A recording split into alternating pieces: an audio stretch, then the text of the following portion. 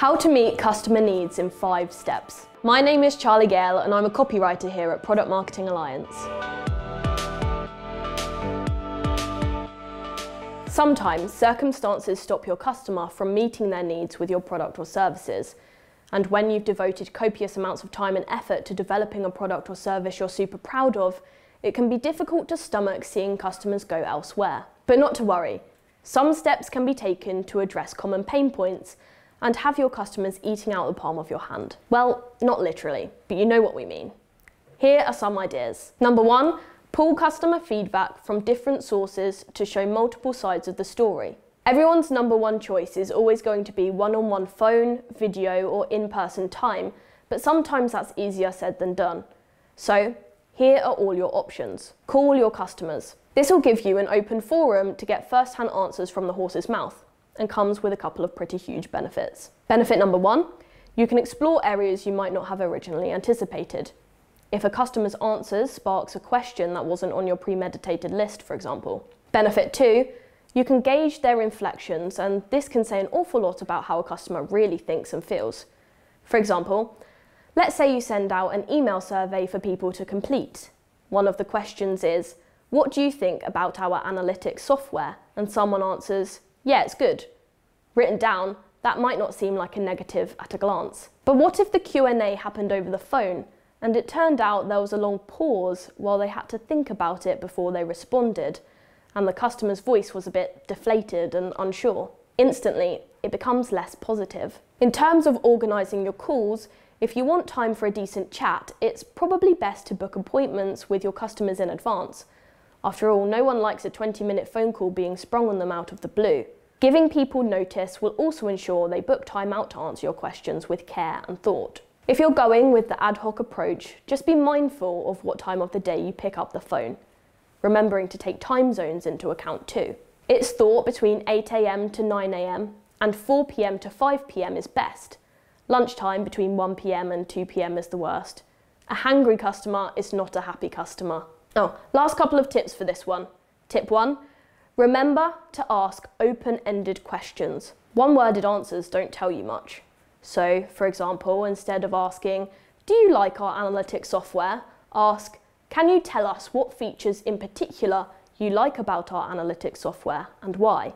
Tip 2, people are busy and sometimes it takes a little nudge for them to part ways with some of their time for you. Try it for free first and be creative with your approach. But if you don't get anywhere and you have the budget, think about attaching an incentive to the call. A simple voucher would do. Get the info second-hand. Unlocking internal data is a time-old problem in the PMM community. We all know other departments, sales and customer service in particular, are sitting on a goldmine of data, but extracting it can be like getting water from a stone sometimes. Unfortunately, there's no quick or easy fix for this one. And before you're freely and regularly fed with the information you need, an internal cultural shift might be needed. Why? Because, rightly or wrongly, before said people in said departments go out of their way to help you, they need to understand why it's important and how it benefits them. The good news is, that's pretty easy to justify. Better products and features means easier sales for your reps and fewer calls for your service departments. Winner. Next, you need to make it as easy as possible. You're busy, they're busy, and everyone's busy, but the harder you make feeding back, the less likely they are to stick to it. And they kind of hold the cards on this one, so it's best to give them what they want, within reason of course. A couple of ideas include introducing a CRM whereby customer and prospect facing teams can easily add important notes there and then. The later they recall what they've been told, the more likely they are to forget or miscommunicate key details. Investing in something like Slack and creating channels dedicated to feedback on things like reason customer complained, reason prospect didn't convert, and customer praise. Sending someone from your team over to do random desk drops throughout the day to pick their brains in person. Tip: if you want to really drive adoption of this kind of mindset, it could be worth gamifying it, at least for the first quarter or two until it's fully embedded. For example, you could offer a reward to the sales rep who provides the most and richest feedback each week. Analyze phone calls. This could be with your sales, customer service, support or onboarding teams and can be used in tandem or instead of the previous point. Admittedly, this option's going to be a lot more labour intensive, and there are tools going out there to help, like Gong, Chorus, SalesLoft and Refract. While the above tools are great, the only snag is they're predominantly for sales enablement, which doesn't necessarily help decipher post-sale conversations. So, here are a couple of ideas on how to make the qualitative data you earwig on manageable and actionable. Divvy it up. That way, you can work your way through more without eating too much into any one person's day. Set up a system. For example, you could create a scorecard with specific issues listed, and then each time a customer raises something relating to that issue, scribble some of the buzzwords into the corresponding field. On the flip side, you could monitor things people don't say. For example, sticking with the CRM builder, if not a single person mentions your drag and drop builder as a pro, is it really as easy as you think? Approach them in person. If you put on semi-regular events, trade shows or conferences for your customers, use them as an opportunity to poach them for feedback. Odds are people will be a bit more giving with their time if they're already at the event for them by you. If all goes to plan, this could be a great outlet to get tons of first-hand feedback at once. One caveat for this though is to make sure you're speaking to the right person. If you're B2B and want to understand how a customer finds your CRM system, you need to speak to the person who uses it, not the person who foots the bill. If all else fails, you've still got lots of online options to gather quantitative and qualitative feedback. You'll just miss out on some of the benefits that come hand in hand with actually hearing the responses. Some popular tactics include sending out email, SMS and in-app surveys, going through social media conversations, public and private, adding a quick form to your Wi-Fi network, commonly used in cafes, restaurants, bars, leisure centres and hotels, using feedback monitoring sites like Google and Yext, recording visitors' website sessions, reviewing live chat transcripts. 2.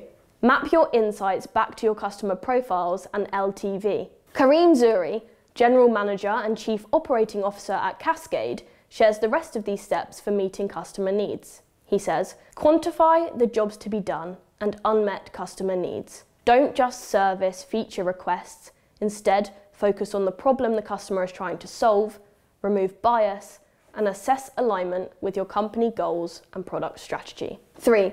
Look at your funnel from acquisition to churn.